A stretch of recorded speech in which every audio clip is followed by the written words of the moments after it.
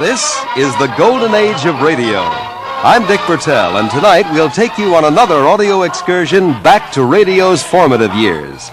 You'll hear the programs that made the era golden and meet people who made those broadcasts a reality. The Golden Age of Radio is brought to you by Cromwell Savings Bank, Main and West Streets, Cromwell, offering a complete family banking service, and by WTIC. Now your host, Dick Bertel.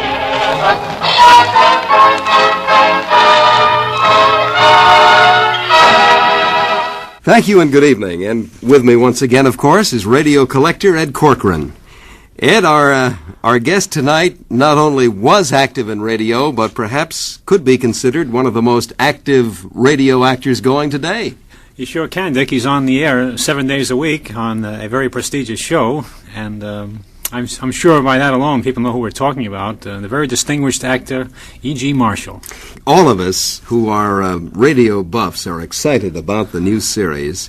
Hy Brown was our guest not too long ago here on the program when the CBS Mystery Theater was in the formulative stages, so to speak, and now it's a reality. And how does it feel to be behind a radio microphone again? Oh, I love it. They said, well, don't you have to re-gear and retool? I said, no, it's like swimming. You never forget how to do that. But whenever I mention to someone that I'm going to be on the air tonight at so-and-so time, they say, oh, good, I'll be sure and watch it. And I said, not watch it, it's radio. Yes, that's what I mean, I'm going to be sure and watch it. But the language has changed for drama. We insist that we must watch it, whereas in the old days, I'm going to be sure and listen. We used to say that about television programs. I'll listen to that television program tomorrow night. It takes a while to re-educate your vocabulary.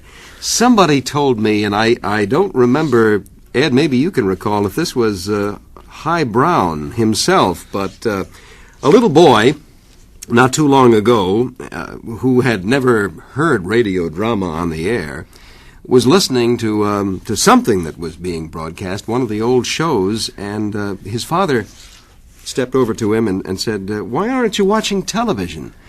And he said, because I can't see it as well as I can see it here on radio. And he actually meant that he could see the characters and the settings much more clearly in his mind. And I've noticed my own youngsters, who range in age from 14 down to, the ones who are listening anyway, down to 6, really can, without any education on their part, start listening to the radio. It's as though they had grown up with it. Yul Brynner was a television director in the early live days, and he was telling me he took his son out to the beach, and he had a radio, and he was listening to a football game. And his little son, Rocky, was crawling around, and Yul says, Rocky, what's the matter? What you looking for? And he says, where's the picture?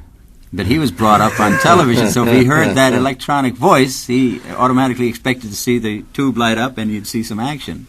Well, at any rate, let's get down to the basics of the CBS Mystery Theater. When, for you, did it start?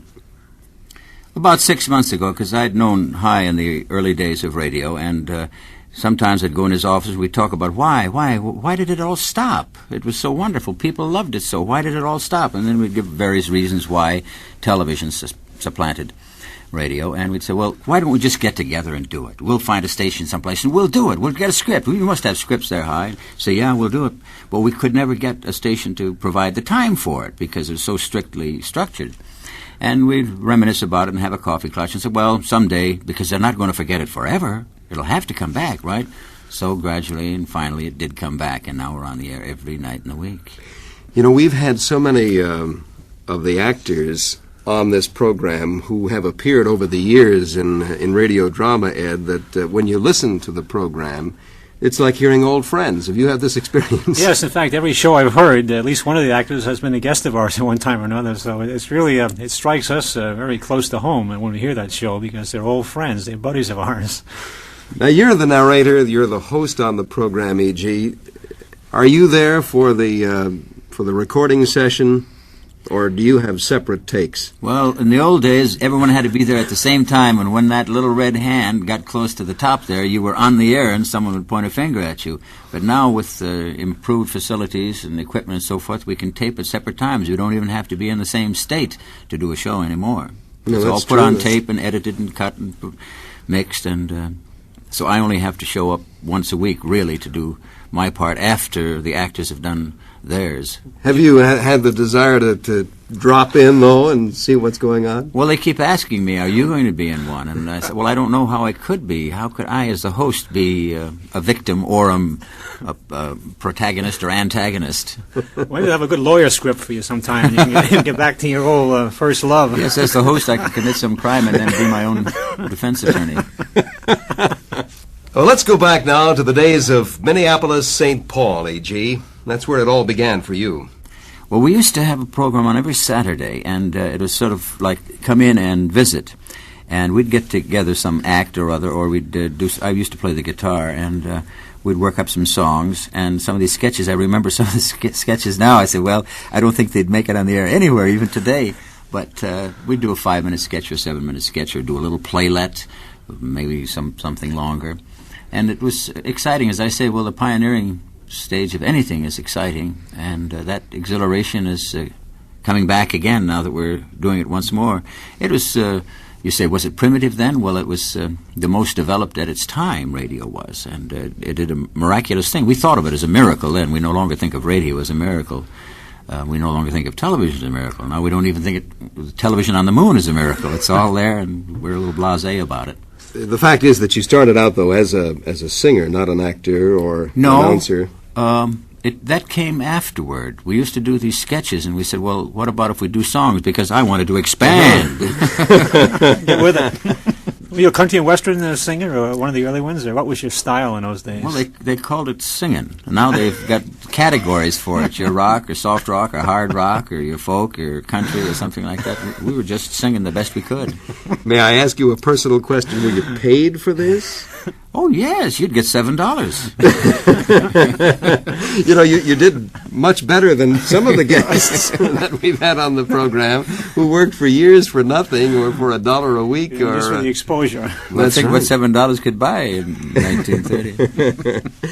Now, did you continue in radio? I know you were active, of course, throughout radio's history, but what was your primary goal as a performer? It was the stage, and when I moved to Chicago, and at that time there were 3 big stations in Chicago doing dramas around the clock, and because I was on the stage and I couldn't be depended on to show up for a continuing series, I'd have to walk in and be a guest and make the $25 for the guest shot, and they could never depend, and you'd have to say, well, you'll sign up for 13 weeks with an option for 13 more and so forth. So I missed out in Chicago, and then when I went to New York, I was on the stage, and I would only be the casual guest dropping in. I never was a regular member of any series show. The big things that I did were Theatre Guild on the Air and Grand Central Station, Cavalcade of America, and some of the other shows. I've even forgotten their names now. But there again, you had to say, well, we'll promise to pay you for 3 out of 5, okay? And maybe we'll use you more. And we said, well, I don't know, because if I'm going to go out on the road with The Iceman Cometh, what'll happen then? They said, we'll get somebody else. It's just a shame that tape So had I not chose. been invented. I said, well, I'm going to be on the stage, then I'll give up all that easy money on radio. But as an irregular, if you want to put it that way, you would make appearances from time to time on some of the daily soap operas. If they would say it's a short term, you're a short-term villain, or Yeah. you're a short-term lover on some of these shows, that you come and say, well, he'll work for about 6 weeks, we think. But many times, as we all know, that they'd be on 6 years. You know, they'd come and they become a permanent part of the family or the show. Yeah, Larry Haynes was telling us, I guess, on his show, what's the name of it, Dick? The TV show he does? He was on for Search for Tomorrow. Yeah, he went on for about a 4-week stint, and he's been there 21 years, and it's happened in the radio the same way. The character caught on, and they wouldn't let him Yeah. go after that. Of course, it's rather interesting to work with somebody like Larry Haynes, who is a man, a middle-aged man, and who can play any part on radio. He's completely limitless on radio because of the flexibility of his voice. And I don't always recognize it either. I heard a show the other night, and there was a young man playing a young husband, and I said, who is that? Who is that? Larry Haynes. And then another time he was playing an older man, and he's so flexible and versatile, he can change his voice, and I can't hear it. I can't spot it. Well, of course, the difference, I think, in radio is that you've got the one medium to work with, and that is sound. And if you're going to create a character, you're going to have to do it through the sound, the inflection, and the voice. You can't do it with gestures and mannerisms. Makeup and costume, it's all you. Well, you and that yes. ribbon. Jackson Beck is a great example because he plays villains, big husky He-Man, and we know he's relatively he's a 5'8", 155 pound individual. Martin Gable. Martin who played Gable, many same of the way. great romantic lovers of radio. He's a very handsome, distinguished, intellectual gentleman, but he doesn't look like Rock Hudson. But it does sound like it. Give me Martin Gable any day. One of the shows that you did appear on was Grand Central Station. Do you remember? Yes, I'm trying to. Tony Roberts was the announcer on that, and I'm trying to remember some of the other people. But it was every Saturday, and we'd rehearse on a Friday and then do the show on a Saturday. And oh goodness, there were so many actors. The fellow who was Titus Moody on Fred Allen's show. Parker Fennelly. Parker Fennelly, and Senator Claghorn's Tony Delmar, and it was a great life because you'd get there and you'd have your coffee and you'd chew over the day's news, and then you'd read it, time it, and then set it and go on the air and read it. Yeah, Tony Delmar says, television, oh, it was so good in the old days when we just get up and read a script, because here you had to memorize lines. You'd never heard of that. And I remember Parker Fennelly was on one of those shows, and he used to ad-lib. He was playing one of his characters, and we're there with our scripts. We know what we have to say because it's written down in front of us, and all of a sudden he'd depart from the script. But he was always funny and always amusing. The big thing, another fellow, Howard Smith, was a radio actor. I remember doing one of those shows, and we're standing, we'd have two mics because of the size of the cast, and he's standing there, it's his cue to speak, and I see him shuffling through his script. And there's this pause, so I took my script and I shoved it in front of his face and I pointed like that, and he went on. And so there were hazards involved with radio. Well, of course, there are hazards involved in any medium, I suppose, on the stage. It's worse on the stage, isn't it? No, I you're would with the think stage, so. nobody else than ever you, and you got to give a long speech, and you forget your lines. Then what do? Should I tell you what to do? Opening night of the musical Nash at 9. It's the closing song in the show, and it's the wrap-up of the show. And the orchestra plays, and I sing the first verse. And I think I'm doing fine. And then I think I hear something different. And I jump to the third, forgetting the second. And then I said a word that we always use when something happens, when some mechanical device goes wrong. I used that word, and I looked at the conductor, and I said, let's take it from the top. She went back to the top, and I went on through. Well, you do something. If you're there by yourself on stage, you don't run off. You do something. Maybe God comes down and whispers the right line into your ear. Well, when you're doing a stage play, and you ever get the feeling that you're in the middle of the second act, and all of a sudden you feel you're not going to remember anything, you're going to be a complete blank, and how you're going to get through? Do you ever have a feeling like that when you're doing it? Of course it happens. And then you just pause, you take a breath, and you say, what am I here for? What am I supposed to do? Then you say, well, I'll say, it is a pleasant day outside, isn't it? And she'll say, oh, you mean you're going upstairs now? And yes, that's what I'm doing. I'm going upstairs now and get that old wheel out of the chest of drawers, and you get on with the play. So one actor will naturally come to the aid. He or better. she can sense. Otherwise the ship will sink. You better bail. It's not a question so much of holding up the other actor as holding up yourself in the scene, I suppose. It's a matter of survival. Let's talk a little bit about doing a show of the stature of Theater Guild on the air. These programs were not simply put together as easily as a Grand Central Station or perhaps an afternoon soap opera. No, most often they were taken from common properties, from novels, from plays, from movies. I don't recall an original script being done on Theater Guild on the air. I don't recall. Bob Anderson, whose most recent novel was, what was it called? He's now a novelist, but he wrote Tea and Sympathy, and I Never Sang for My Father. He was one of the staff writers on the Theater Guild on the air, and S. Mark Smith was the story editor, and then Homer Fickett was the director, and then they had a whole editorial staff, and they'd bring in writers, engage writers to adapt. Oh, so many of these things. And so they're more carefully done and researched, and we'd have a first reading, sit around and talk about it. Then we'd have another rehearsal, and then finally we'd put it on mic, and then we'd have another rehearsal. So it took really 3 days to do the show. It is the most rehearsed and carefully planned show on the air, I think. You had a full orchestra, did you? Full orchestra because it shifted networks. It was back and forth among the networks, but that orchestra was 30, at least 30 or 40. And Hal Levy would compose all the bridges and the themes and conduct the orchestra while on the air. Norman Brokenshire was the announcer, and George Hicks was the spokesman for the sponsor. One wonders, what the budgets must have been like on a show like that. Enormous. Even by today's standards, of course, it costs more to film a show when you're spending 7 days, 7 working days, than to say spend 3 working days. But whenever a star was in the East, a movie star was in the East, or a stage star working in a play, they'd work around that, and so they always had a vast supply of high-class talent available. And then there were many, many working actors in New York City at the time, so they never said, well, who's going to play the part? They say, well, at the moment, what star is in town? We'll tailor the part for him or her. But it was never done casually. And I was just thinking the star would determine perhaps the bill of fare on that particular program, but then the workaday actors, the Larry Haynes, the Jackson Becks, and so on, they would fill out the rest of the cast if what we've learned from talking with these people is correct. In other words, there was that stable of actors and actresses who would Radio round it Stock out. Company. Yeah. Yeah, I remember Claude Rains did Valley Forge. Marlene Dietrich did a movie where she played one of those mysterious German ladies.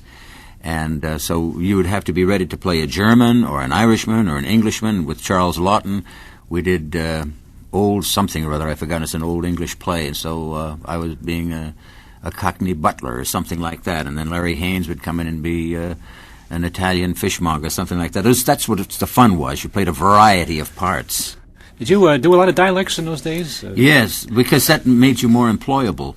There's a fellow who's working presently with the union after the American Federation of Radio and Television Actors in Chicago. I knew him, Earl George, and you always wanted to get in there and audition and get the part. You wanted to work, and he found out that he would make himself a specialist, and he had a briefcase. And I said, "What is that, Earl?" He said, "Here, I've got my dialects in here. You know that I've now got up to 47 dialects."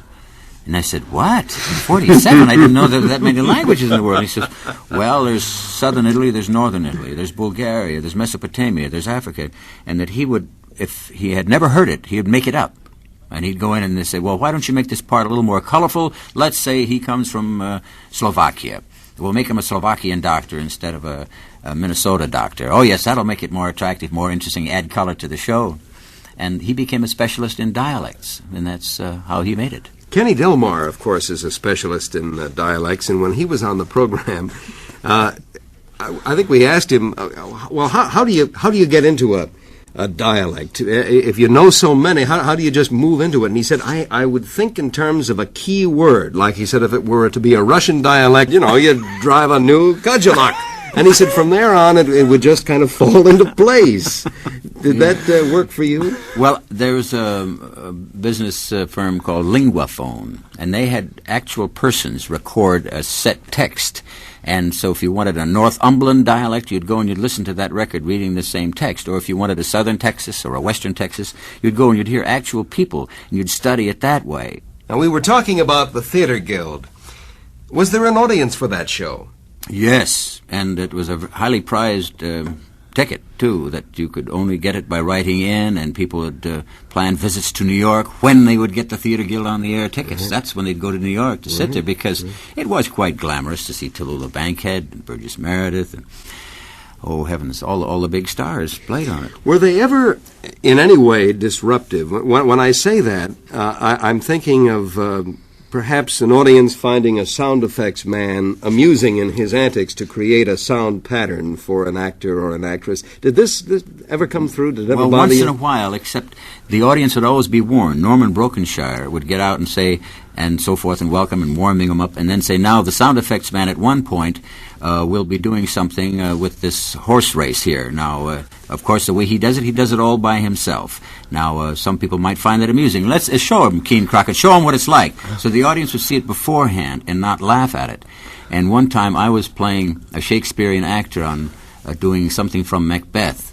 And so Norman told the audience that at one point I would go on down to a certain spot and I would be saying some lines from Macbeth, overacting and being very hammy about it. But, of course, you mustn't laugh at that point, although it may be funny, because it's part of a show and we don't want it to intrude on the show. And the audiences were very obedient and very well-mannered. What you're doing, really, is telling the audience that you're a part of this image that you're creating for millions of people out there. You're taking them into your confidence, and they're, in a sense, a part of the act, would you say? That's right, and that's what High Brown is saying now, is that the audience, one person, one individual, sitting alone in his room with his radio now is a part of that show, is part of that performance, because he, with his imagination, or she, with her imagination, builds the castle, makes the river, and flies the ocean, and so forth. You bring your imagination. You are a part of the performance in radio. But some of the other mediums, you're sitting there staring at the screen, and you don't have to provide anything except eyeballs. This is Dick Bertel, along with Ed Corcoran, and our guest tonight is E.G. Marshall. E.G., we never talk about television on this program. That's a nasty word. But you, although certainly I can't say that you were a pioneer, because when the Defenders went on the air, television had been established for a good 10 years. But I think you and the script and the production of that show gave a dignity to television that was sorely needed, at least in the weekly series, The Defenders. How did you feel about it when you were offered the part? Well, I thought of it as a job with some people that I liked very much, Reggie Rose, and many of the directors who had worked in television, live television. I was a pioneer in television, however. I was on the first dramatic show that was done on the network, and it was an NBC network, is Our Town. And Fred Coe was the director. He was a pioneer in television. Raymond Massey. Oh, goodness, I'm trying to remember another. Dora Morandi. And at that time, it was an open end because we couldn't time the shows as well. And if you'd go in between the time segment, for instance, we would go off the air at, say, 10:10. Well, to fill up that 5 minutes, there'd be a standby pianist or someone like that there just to fill in the remaining 5 minutes. And that went on for quite a while because we didn't know how many sets there were. Well, we knew how many sets there were, but we didn't know how many listeners there were because nobody cared that much about television. They were listening to their radios. That's right. And then after a while, this was what, 1946, 47, somewhere around in there, yeah. And the Theater Guild was doing that program, and they did Catherine of Russia with Gertrude Lawrence, and they did quite a few shows, and that was long before the regular shows, that is to say the Studio Ones and so on. That Studio One was one of the first dramatic Playhouse shows. 90 is another. I saw Catherine of Russia, incidentally. I'm very excited. I saw the live production of that That's show. Right. George Matthews was in it, I remember, and then the fellow from the Gate Theatre in Dublin. I'm trying to remember his name. I should know it because I wouldn't be Fitzgerald, would it? Or something no, like that? no, it was at the Gate. He was at the Abbey. Anyway, so that there was the early television at the time when radio was number one. I remember looking at Variety, the trade paper, and at the headline above the name, the banner would be saying, "Films, radio, music, vaudeville, stage, television." Now you look and you see what's that. The first one is television, films, and then where's radio way down at the end? That's right. O tempore, o mores. All right, back to the Defenders. Yeah. Well, I looked on it then because I wanted to stay in New York. I didn't want to ever go to California again, and we were going to do the show in the East. I said, lovely. And said, well, we hope it lasts for a year or two. And it caught on, as they say, like dynamite from the very beginning, and it was the show that received more awards than any other show for writing and for production, one thing or another. The only show ever to receive a silver gavel from the American Bar Association. And I traveled around the country as a lawyer talking to civic groups and legal groups, and I met so many judges, many fine, people on the Supreme Court and appellates and so forth around the country. And we were very proud of the show. And it ran 4 years, and that's about as long as it should have run. And when people say, is it ever coming back again? I don't know. We couldn't get it together again. We couldn't get all those writers. Reggie Rose is living in London now, and he likes it very much there. And the directors, Franklin Schaffner and so forth, and Buzz Kulick and all those people, you couldn't get these directors back now because they're doing features. And the writers just wouldn't be available. You'd have to find a whole new gang. It was a cut above at the time. This was my reaction. I saw the first show and I said, wait a minute, this is something that I've never seen before. And was that your reaction? Well, I knew it was going to be better than the general run-of-the-mill because the writers were better. Mm-hmm. We had the best writers that were writing for television. Then I said, well, it's got to be better.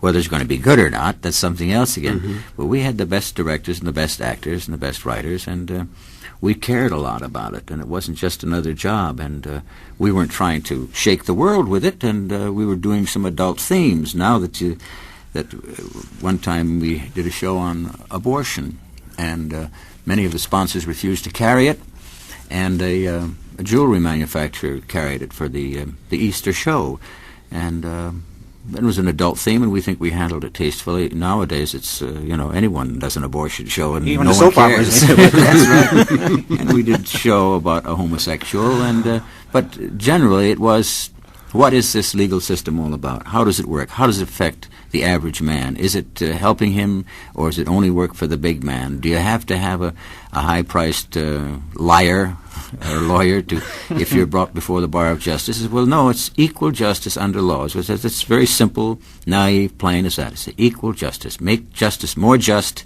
and equality more equal. That's what America is about. We thought, and it says, that's it. Maybe we sound like Pollyanna or something like that. Maybe we're simplistic about it all. But that's how we look at the system. We think that's what the average American person would like to see it be. Well, yeah, for the first time, though, I think we had the Perry Masons and people like that, never lost a case. I think you were more believable. Yeah. You lost a few, and you were human. You weren't something on a pedestal like they try to make Masons. We say there is a vast gray area in the law. That what is the crime? What is the crime actually when an individual is arrested for a crime? What is that crime, and what should the punishment be? Should the punishment fit the crime? Is there a punishment fit the criminal? What actually happened? Now, how are you going to deal with this individual, not with a class of crime, but with an individual? And I think that's why we were respected by gangsters and policemen and Supreme Court judges, because we tried to do the thing as it actually is in practice, or ought to be in practice. E.G., do you have a favorite medium in which you like to work? Well, when it comes down to that, all things being equal, I always say the stage. Mm-hmm. But all things are not equal. The money isn't always there, the script isn't always there, the time isn't always there. So I work in any medium, and I'm happiest when, in any medium, I'm doing some material that I especially like. And sometimes it has happened to be television, sometimes films, sometimes radio, and sometimes stage. I'm planning now and trying to get a production going on Broadway of a new play. I like that very much if it can happen. If it doesn't happen, I still have radio, and then there's always television, and there's always films. E.G., very often we ask our guest if you had one show or one situation that you'd like to hear again from radio's past, what might it be? Drama, comedy, and specifically what situation? Jack Benny going into a dentist's office and getting the gas to going under anesthesia, and the dentist turning out to be Fred Allen. I understand that although we as listeners thought we were listening to Jack Benny and Fred Allen on the same show, very often we were deceived. Well, now I'm not quite sure, because I knew this actor. His name was Everett Elmer, and he was a radio actor, and I was also with him on the stage. He could imitate almost exactly Fred Allen's voice and Jack Benny's voice. And sometimes he would go on Jack Benny's program and pretend to be Fred Allen, and vice versa. And he had quite a career out of it, because that was one of the big things, the feud between Jack Benny and Fred Allen, the feud between Ben Burney and Walter Winchell. Those are the things that the added spice to the thing. I hope you can find that one. But any show that Jack Benny won, I would listen to again and again. E.G., why do you think that radio has come back today, 1974? Why not 10 years from now? Why not 5 years ago? Is there any specific reason? Was it just somebody's idea? Was it High Brown's idea now? High Brown has always had the idea. High Brown was always sorry to see television take over. And when was the proper time for it? Now, the proper time is now because it's being done, so I'm happy that it is being done now. I don't know what situation exists today for it that did not exist 5 years ago. I don't know, maybe sociologists can figure those things out when they're making the study of ethnographic populations and so forth. But I don't think the storytelling thing has ever left us. Every time you take your child to bed or you go someplace, I'm going to say, read us a story, read us a story. We have a group in New York, Kurt Vonnegut, Kevin McCarthy, Ruby Nasi Davis, Maria Tucci, Niccolo Tucci, a bunch of people who are writers. Anna Moore is a poetess, and David Amram, a composer. And we said, let's just do a show. What'll we do? What do you got? What do you like? And we got the basement of a church, and we put a sign up in front of the church, tonight at 8 o'clock, The Wide Embrace. And they were lined up around the block, and the police say they turned 1,500 people away. Now, it was just our names, and they say, it's The Wide Embrace. And we started the show, we rang a little bell and said, here's the show begins. You got something there you'd like to read? And someone said, yes, Yeats. I'd like to read this poem by Yeats. And Anna Moore said, well, I have this poem about my mother's mustache. And so she read this humorous poem. And then someone sang a song. Virginia Vestoff sang a beautiful song. And we just did a potpourri of things like that. And I read something from O'Casey. Someone read something from Shakespeare. People sat there, and their eyes were shining. They were just listening. They weren't watching dancers or orchestras or battles going on. They'd like to hear a story, and I think that is part of our heritage, part of our culture, listening to a story from Daddy or Mommy or from the teacher, from the preacher. Who was it was telling me that part of his military education was the last day of school. It was the instructor's or professor's option, and he could then, of course, defer to the students. What would you like? Would you like to take off now? Or would you like to sit around here and talk? Or would you like to hear me read something? Read something. He said, all right. So he'd get out a book and he'd read from a novel or something like that. And that became a tradition there that, no, on the last day, we're not going to run away. Read us a story, teacher. I had a delightful experience this past Christmas in reading The Christmas Carol to the family, and it started out with that horrendous ice storm where there was radio. We had 3 batteries operating in a 4-battery radio and a dead one to carry the current through, so the distortion was horrible, but we were able to get radio broadcasts, and the CBS Mystery Theater wasn't on the air at that time. But there was no entertainment. The phonograph didn't work. Nothing worked. So I read. And the thrilling part was that no one asked me to stop. They asked me, please continue. That's lovely. And I think that radio is the ultimate development of storytelling. Yes, and Charles Lawton used to do a lecture circuit. That's all he did, was just read, nothing else. No makeup, no scripts, just open up the Bible or Dickens or Twain and read, and he had overflow audiences all the time. So. And it's something you don't need to see the person either, because he used to do it on radio too, and whether you left your eyes open, whether you went on eating dinner, whether you went on sewing or knitting or working around, you could listen. You could be painting your room, you could be repairing something like that, and you could listen to that story. Maybe sometimes you'd stop a little and listen a little more intently, but just the voice coming through that box was all that was needed. E.G. Marshall, I want to thank you very much for being our guest on the Golden Age of Radio, and thank you, too, for bringing radio back. Yeah, we certainly appreciate it. We've been trying ourselves, but you're the one that made it happen. No, I think it's High Brown and the network who've done that. I'm just going along for the pleasure ride. Until next time, this is Dick Bertel. Ed Corcoran. Good night. The Golden Age of Radio with Dick Bertel and Ed Corcoran has been brought to you by Cromwell Savings Bank, Main and West Streets, Cromwell, offering a complete family banking service, and by WTIC. Listen again on Tuesday, April 23rd at 9:05, when the Golden Age of Radio goes to Hollywood, where you'll meet 2 of your all-time radio favorites, Edgar Bergen and Charlie McCarthy. Technical supervision for the Golden Age of Radio was by Dick Zwerko, Ben Zinkerman, and Bob Schirego.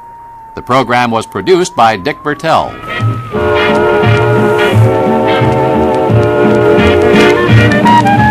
Benny Goodman Swing School, the Tuesday evening rally of everybody everywhere who gets a lift from the new pulsating music of youth, swing. The Lux Radio Theater brings you Rita Hayworth and Charles Corbin in